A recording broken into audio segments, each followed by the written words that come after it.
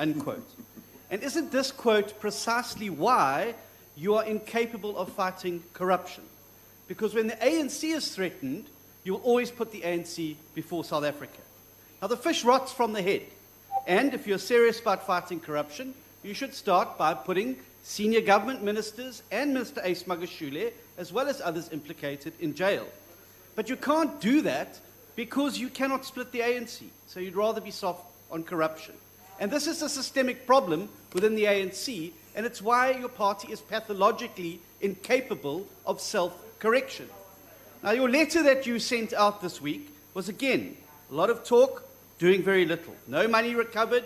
Many of those who are in jail are still sitting around in Parliament and your Cabinet and your NEC. And just this week, the former mayor of eThekwini, Zandile Gumede, who is facing charges of tender fraud, exactly what you've spoken about today, was promoted into the KwaZulu-Natal legislature and will be sitting on the COGTA Portfolio Committee, exercising oversight over other municipalities. Now, you've been talking about corruption for many years, and was when you were deputy president, when you were leader of government business. Throughout Mr. Zuma's tenure, you defended him. You even went so far as to say, and I quote, about Nkandla, there was no corruption, nothing to do with Nkandla was unlawful, the fire pool is not even as big as a swimming pool.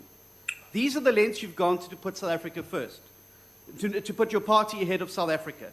Mr. President, every one of your speeches, you draw a line in the sand, as you've done today. Your time is running out and you have not put a supplementary. But you must be using invisible ink because the line keeps getting ignored. Mr. President, do you support Zandile Gumede's elevation to the KwaZulu-Natal legislature? And if not, what are you going to do about it? Mr. President, the honorable leader of the opposition is supposed to put a supplementary based on the response. You are at liberty, Mr. President, to answer this supplementary, which has nothing to do with the principal question that he put to you. Honorable Speaker, thank you very much. I heard Honorable Steenhuisen very clearly, and he made a mini speech on this matter, as he is entitled to do, and of course also as usual. And I respect that, and I respect his deep sentiment about corruption. And I also respect the fact that he has spoken out as a South African citizen about the concerns that he and many other South African citizens have about a number of the missteps that have happened in our country in dealing with the question of corruption.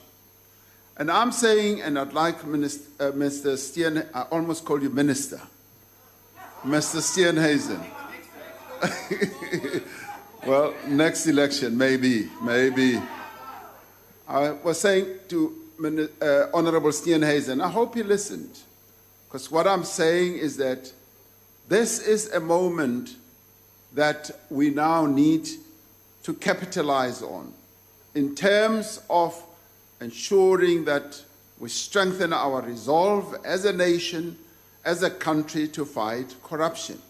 The corruption that has happened around COVID-19 PPEs has created a huge stench in our country, and our people are justifiably unhappy, they are angry, they are demoralized, and the nation's spirit has really plummeted.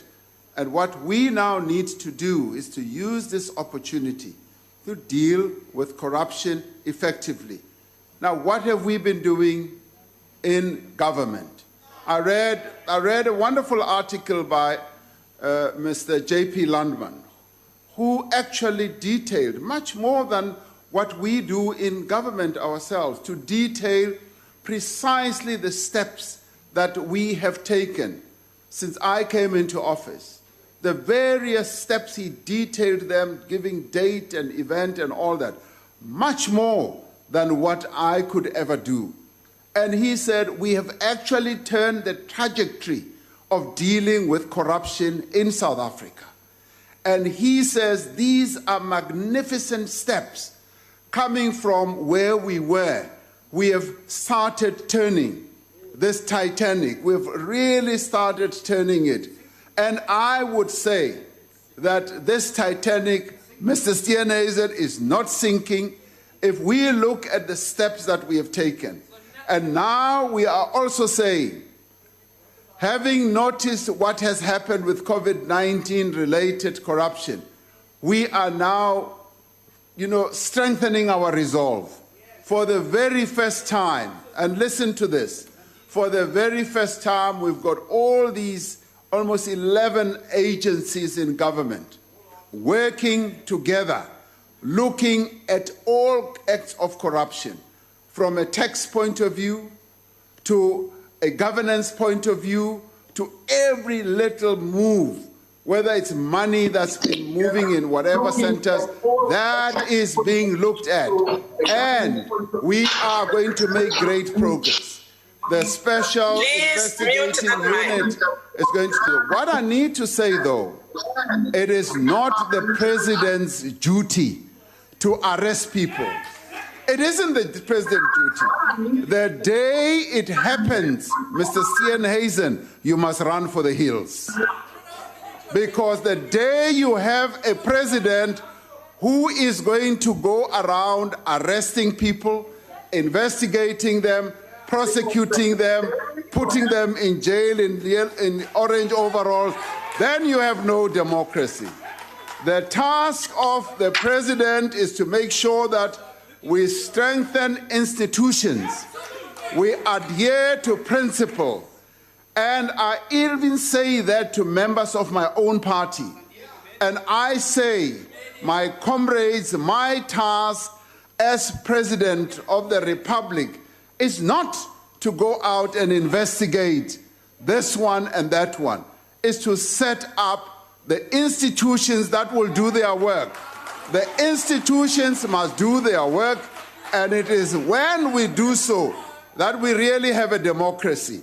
Because one day, if you don't rely on the institutions, you will really have a crazy president who will be running around arresting people, putting them in jail, and South Africa does not want that. South Africa wants strong institutions. Thank you very much. Thank you, On a Mr. point of President. order.